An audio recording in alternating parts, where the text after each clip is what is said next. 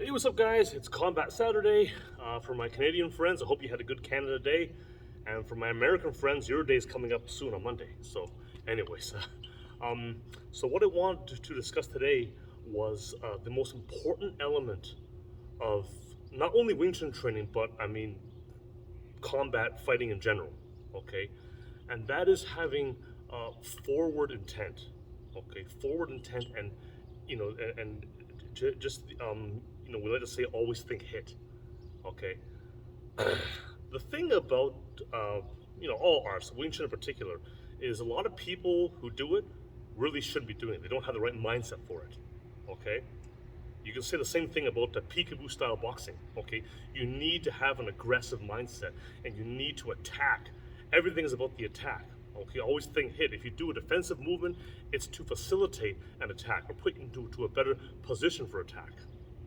So the way it was explained to me is that there isn't even a such thing as defense. Not really, not the way you think it is. There is only primary attack and secondary attack. So either you get the first hit, okay, strike first, strike hard, no mercy, okay, or you get the second hit, okay. So ideally you want to get the first hit, but if something happens, you need to deal with that somehow and then get the second hit, all right. And that's the thing. Obviously, that's less desirable. Okay, your goal is always get the first hit.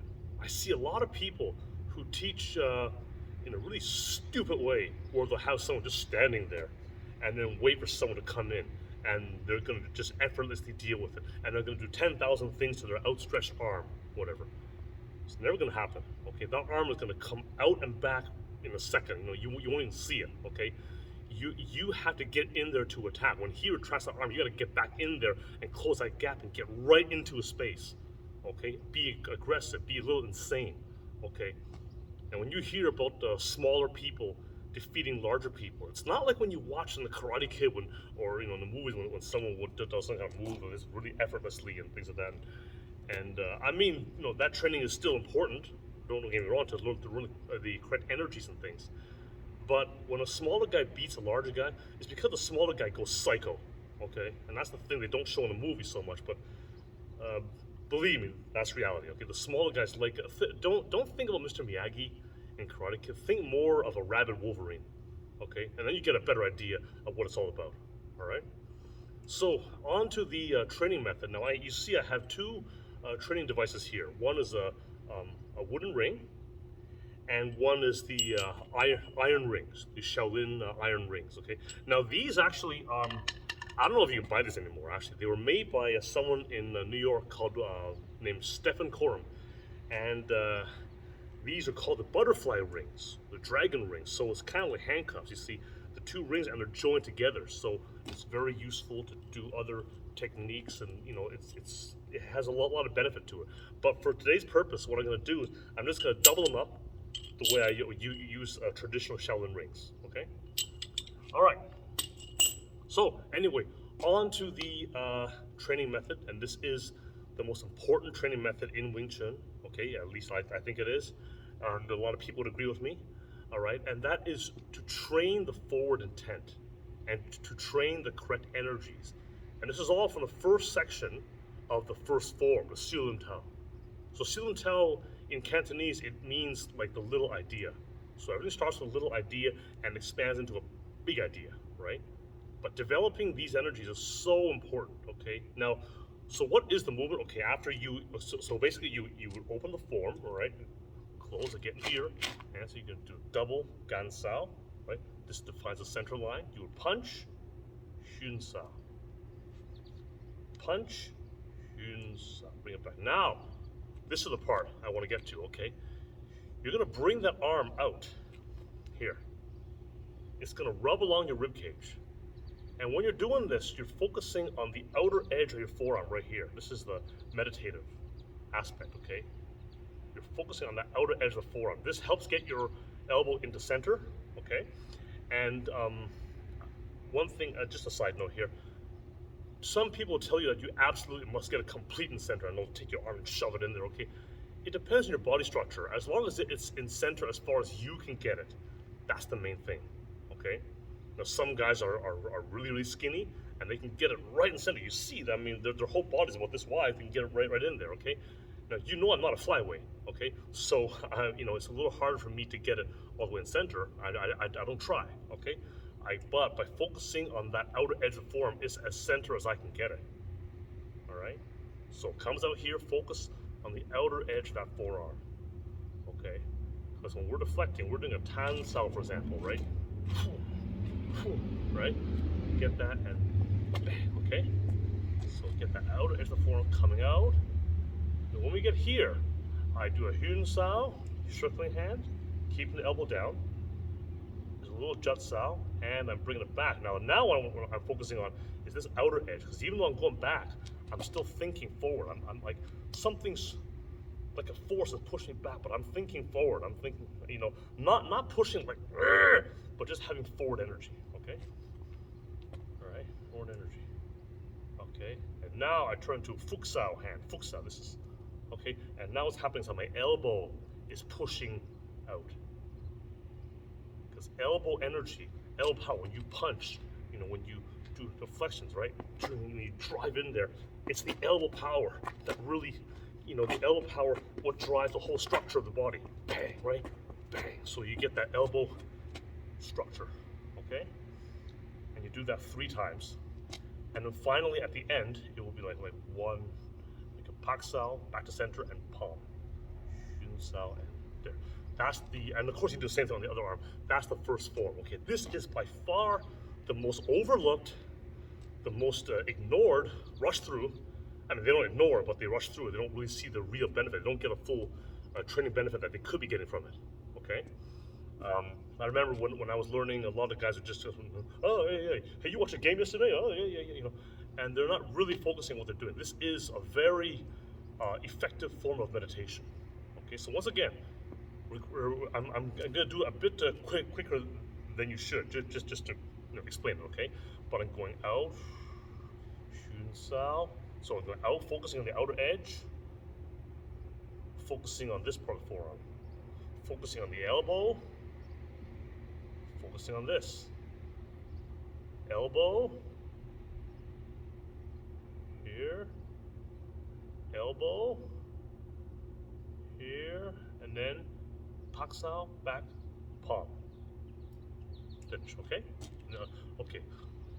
That simple exercise, it doesn't look like much, I know that, okay? But if you get the energies for that, this will give you that forward intent, that forward energy, which is so important in doing Wing Chun. Not only Wing Chun, but all striking arts, in all arts in general, all arts period, because you need to have that forward energy. You need to attack. What is the goal of any martial art? Okay, you want to attack. Okay, and anyone, if you think with a defensive mindset, you're dead already, because that means that you are going to wait for the opponent to come in with something. Waiting and praying is just stupid. It's just sheer stupidity. Okay, you don't know what the guy's got. You don't know what he's bringing, and especially if you're at distance, he's got you right where he wants you, because I mean, if he punches you or kicks you, the most power on any strike is at the end of it. Okay, so you're right out here, he's gonna love you for that, because he's just gonna cut you down with those kicks or punches or whatever. And if you think that you're just gonna stand here and effortlessly defend everything in one spot, you'll try that and see what happens. Okay, I think you'll learn pretty quickly it doesn't work. All right. So now in terms of the training methods, okay, I'm going to use these rings and I'm going to use that same drill, okay, but it's really important to have the elbow down.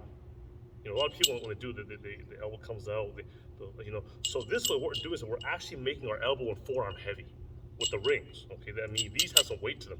I don't know the exact weight. I'm guessing it's, I don't know, between 5 and 10 pounds in total. I think it is. I'm not sure. Okay, yeah, they're not light, and if you're doing it with a sustained movement like this, prolonged movement like this, it's tough. All right. So I'm in a stance here. Okay. So I'm bringing that arm out. There's the Hyun Sao. The rings might move around the forearm, but it's hard to avoid that. But that's okay. Now do the Fuksao. See, and remember all the parts you're focusing on, right? Focus on my elbows, driving out my hand. Circle around, Jutsu. Now, focusing on this. Okay, that was 2 of 3. Okay, now 3 of 3. out. Elbow driving it out. Juts out. Or the little snap at the end of that little juts out there. And pucks out. Back to center. Palm. Okay. And then you repeat with the other arm. Okay? All right.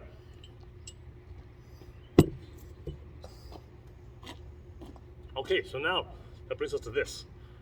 So it's kind of related. It's a different drill, of course, but it's kind of related. So now what we're going to do is that we're going to move around and step with various movements. But by using the ring, it restricts your movements a bit, so you can't open up too much. You know, a lot of people when they do their movements, they'll do a few things. They'll retract their hands.